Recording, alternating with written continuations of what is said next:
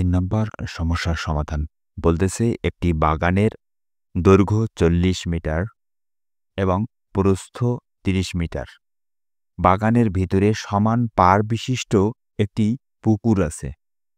পুকুরের ক্ষেত্রফল বাগানের ক্ষেত্রফলের অর্ধেক বা হাফ অংশ হলে পুকুরের দৈর্ঘ্য ও প্রস্থ নির্ণয় করো। প্রদত্ত তথ্যের আলোকে আমরা একটা চিত্র বিবেচনা করে নিলাম। মনে করেন এটা হচ্ছে একটা বাগান। এই বাগানের দৈর্ঘ্য হচ্ছে 40 মিটার, অর্থাৎ এটা হচ্ছে 40 আর এটা হচ্ছে 30 প্রস্থটা। এই বাগানের ভিতরে সমান পাড় বিশিষ্ট একটা পুকুর আছে, এটা হচ্ছে পুকুর বাগানের ভিতরে অবস্থিত।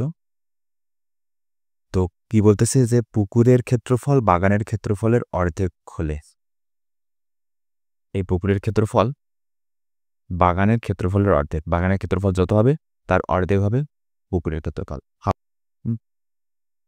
তো পুকুরের দৈর্ঘ্য ও প্রস্থ নির্ণয় করো। আমাদের এই পুকুরটার এই দৈর্ঘ্যটা কত এবং এই প্রস্থটা কত এটা আমাদের বের করতে হবে। চলেন শুরু করি। আমাদের দেওয়া আছে বাগানের দৈর্ঘ্য সমান 40 মিটার, বাগানের প্রস্থ 30 মিটার। উপরে আছে দেওয়া আছে, লিখে নেবেন। তাহলে ক্ষেত্রফল দাঁড়াচ্ছে কত? 40 গুণন 30 সমান 1200 বর্গমিটার। তাহলে আমাদের বাগানের ক্ষেত্রফল হচ্ছে কত? 1200 বর্গমিটার। ওকে, এবার আসেন বাগানের ক্ষেত্রফল। বাগানের ক্ষেত্রফল 1200 বর্গমিটার। এবার পুকুরের ক্ষেত্রফল আসে। বাগানের ক্ষেত্রফল যদি 1200 হয় তাহলে পুকুরের ক্ষেত্রফল কত হবে? যেহেতু পুকুরের ক্ষেত্রফল বাগানের ক্ষেত্রফলের অর্ধেক অংশ হলে, তাহলে আমরা কি পুকুরের ক্ষেত্রফল সমান 1200 গুণন হাফ লিখতে পারি না? যেহেতু বাগানের ক্ষেত্রফলের অর্ধেক, তাহলে বাগানের ক্ষেত্রফল আছে 1200, তাহলে 1200 গুণন হাফ, তাহলে আছে কত? 1200কে 2 দ্বারা ভাগ করলে কত? 600 আসতেছে। তার মানে পুকুরের ক্ষেত্রফল আছে আমাদের 600 বর্গমিটার। ওকে, আমরা পুকুরের ক্ষেত্রফল পাইলাম 600 বর্গমিটার। এখন আমাদের পুকুরের পাড়ের দৈর্ঘ্য প্রস্থ দরকার। ওকে, এখন ধরি পাড়ের বিস্তার x মিটার। মানে পুকুরের ক্ষেত্রফল, পুকুরের সাথে তো অবশ্যই একটা কি থাকে? পাড় থাকে, তাই না?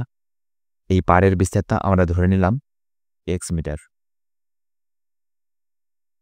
তো পাড়ের বিস্তার যদি x মিটার হয় তাহলে পুকুরের দৈর্ঘ্য হবে কত? 40 বিয়োগ 2x। 2x কেন? যদি পাড়ের বিস্তারটা সব দিক থেকে x মিটার করে হয় তাহলে এইদিকে x মিটার, এইদিকে x মিটার। যদি দৈর্ঘ্যের বেলায় বলি তাহলে এদিকে x মিটার, এদিকে x মিটার। তাহলে এই x কত? 2x হলো না? তার মানে 40 থেকে আমাদের কত? 2x কমে গেল। তাহলে 40 মাইনাস হচ্ছে 2x মিটার। অনুরূপভাবে পুকুরের প্রস্থ যদি x হয় তাহলে বিস্তার যদি পাড়ের বিস্তার যদি x হয় তাহলে পুকুরের প্রস্থ 2x কমে যাবে। তাহলে পুকুরের বাগানটার ক্ষেত্র প্রস্থ আছে 30, তাহলে 30 থেকে আমরা 2x কমাই দেই। 2x কমাই দিলে হচ্ছে সেটা পুকুরে পড়তেছে।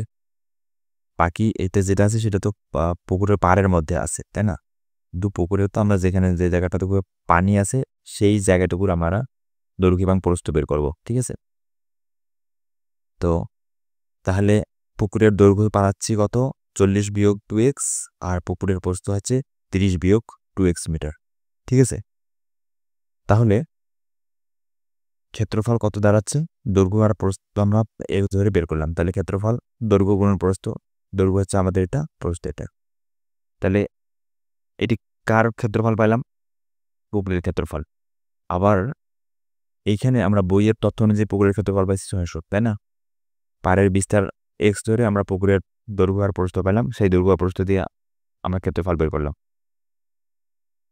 তাই আমাদের ক্ষেত্রফল সমান আছে বইয়ের থেকে যেটা আমরা বইয়ের তথ্য অনুযায়ী যে ক্ষেত্রফল পাইছি সেই ক্ষেত্রফল। দুটো অবশ্যই কী হবে? সমান হবে। তাহলে এই জন্য আমরা দুইটাকে সমান লিখলাম। তাহলে এখন গুণন করেন 40 আর এই 30 গুণ করলে হচ্ছে 1200। আচ্ছা, এখানে একটা লাইন আসলে স্কেপ পড়ে গেছে। ব্যাপারটা আছে এই 40 আর 30 গুণ করলে কত হবে? 1200, তাই না? তারপর এই 40 আর এই 2 গুণ করলে কত হবে? 40 এখানে মাইনাস আছে, মাইনাস 40 আর 2 আছে 2 না হাত, তাহলে 80x।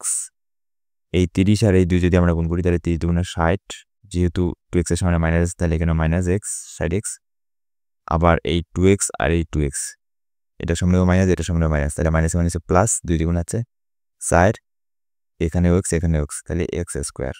ঠিক আছে, তাহলে 1200 এই যে 1200 এই মাইনাস 80 আর এই মাইনাস 60 যোগ করলে আছে মাইনাস 140, এটা লাইন একবারে লিখছি মাইনাস 140 প্লাস এই যে সাইড এক্স স্কোয়ার সমান আছে 600, এখানে সাইড এক্স স্কোয়ারটাকে সামনে লিখলাম, 40 যেখানে ছিল সেখানে 1200টাকে, আচ্ছা 1200টাকে এইদিকে ট্রান্সফার করে নিয়েছে, তাহলে এখানে আছে 600 থেকে যদি আমরা 1200 মাইনাস করে দিই, তাহলে 1200 থেকে 600 মাইনাস করে দিলে কত আসতেছে 600 আসতেছে। ঠিক আছে, এই মাইনাস করার অংশটা কিন্তু আমরা দেখাই নেই। ঠিক আছে, তো আশা করি এই জিনিসটা বোঝা গেছে। তো এবার আচ্ছা এই মানে ব্যাপারটা মূলত এখানে আগে থেকে 600 আছে তাই না, এই 1200টাকে যদি এ পাশে আনেন দেখাই তাহলে মাইনাস 1200 হয় তাই না, এখানে প্লাস আছে এ পাশে মাইনাস 1200, তাহলে 600 থেকে 1200 বাদ দিলে কত হবে মাইনাস 600 হবে তাই না, কেননা 1200 সামনে মাইনাস আছে। তো এই মাইনাস 600 সমান যখন আমরা বাম পাশ থেকে ডান পাশ থেকে বাম পাশে নিয়ে যাবো তাহলে কী হবে প্লাস হবে, এখানে প্লাস 600 হয়েছে কিন্তু মানে এইগুলো লাইন স্কিপ করছি।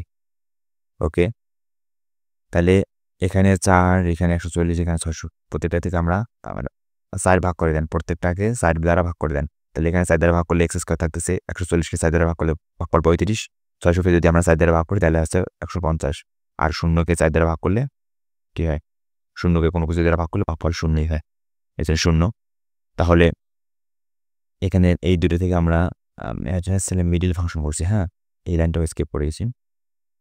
আচ্ছা একটু দেখাই, আচ্ছা দেখেন এইদিকে মিডল ফাংশনের পার্টটা দেখেন এখানে, আচ্ছা এই লাইনের পরে এই লাইনগুলো, হ্যাঁ তো কী করছি এখানে দেখেন এই লাইনটা এখানে আবার লিখছি, তারপরে কী করছি সেটা হচ্ছে যে এখানে দেখেন 35 আছে, এখানে 150, তাহলে মিডল ফাংশন করতে গেলে আমাদেরকে 35কে এমন দুটো সংখ্যা দিয়ে ভাঙাইতে হবে যে সংখ্যা দুটো যোগ বিয়োগ করলে 35 হবে, মাইনাস 35 হবে যদি এখানে মাইনাস, আর এই সংখ্যা দুটো গুণ করলে হবে 150। তো আমরা যদি এখানে মাইনাস 30 আর মাইনাস 5x নেই মানে 5 নেই তাহলে কিন্তু মাইনাস 35 আর মাইনাস 35 হয়, আর এখানে দুইটা গুণ করলে হবে 150। ঠিক আছে, এর জন্য 30 আর 5 দ্বারা ভাঙাই দিছি। ঠিক আছে 35কে, তারপরে এখানে এই দুটো থেকে আমরা যদি x কমন নেই তাহলে x মাইনাস 30 মাইনাস এই যে দুটো থেকে যদি আমরা 5 কমন নেই তাহলে এখানে x মাইনাস 150কে 5 দ্বারা ভাগ করলে ভাগফল আছে 30। ঠিক আছে,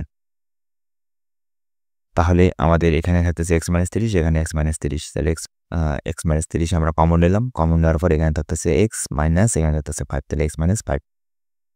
ঠিক আছে, তাহলে x ইজ ইকুয়াল টু 5 আর এখানে x ইজ ইকুয়াল টু 30। ঠিক আছে, তো x এর মান একবার 5 পাইলাম আর একবার x এর মান কত পাইলাম 30 পাইলাম। তো xটাকে আমরা কি ধরছিলাম, xটাকে হচ্ছে আমরা পুকুরের পাড়ের বিস্তার ধরছিলাম। দেখেন এখানে একটা জিনিস খেয়াল করেন, এখানে আছে বাগানের দৈর্ঘ্য আমাদের 30 আর বাগানের প্রস্থ 30। আচ্ছা বলেন তো বাগানের প্রস্থ যদি 30 হয় তাহলে পুকুরের পাড়ের বিস্তারও কি 30 হওয়া সম্ভব? এটা যদি 30 হয়, এই পাড়টা যদি 30 হয় তাহলে একটা পুকুরের এই পাড়টা কি 30 হওয়া সম্ভব? পুকুরের পাড় মানে তাহলে এটা পুরোটাই হচ্ছে পুকুরের পাড় বোঝাচ্ছে। এটা কি সম্ভব কখনো? অবশ্যই সম্ভব না। তো যেহেতু সম্ভব না এই জন্য এক্সের এই মান যে 30 এই 30টাকে আমরা গ্রহণ করব না। ঠিক আছে, শুধু এই 5টা গ্রহণ করব। যেহেতু পাড়ের বিস্তার বাগানের প্রস্থের সমান হতে পারে না, একটা পুকুরের পাড়ের বিস্তার ওই বাগানটার প্রস্থের সমান হতে পারে না, তো তাই না, এই জন্য আমরা এই 30টাকে বাদ দেব, তাই x সমান 5 মিটার আমরা গ্রহণ করব। ঠিক আছে, তো x সমান যদি 5 মিটার হয় তাহলে পুকুরের দৈর্ঘ্য হচ্ছে কত 40 বিয়োগ 2 গুণন এই x এর জায়গায় x এর মান 5 বসালাম, তাহলে আছে 10, 40 থেকে যদি আমরা 10 বাদ দিই তাহলে 30, অনুরূপভাবে প্রস্থ 30 বিয়োগ 2 আর 5 গুণা 10, 30 থেকে যদি 10 বাদ দিই তাহলে আছে 20। তার মানে পুকুরের দৈর্ঘ্য হচ্ছে আমাদের 30 মিটার, পুকুরের প্রস্থ আছে 20 মিটার। ঠিক আছে, এটা হচ্ছে আমাদের উত্তর। আশা করি বোঝা গেছে।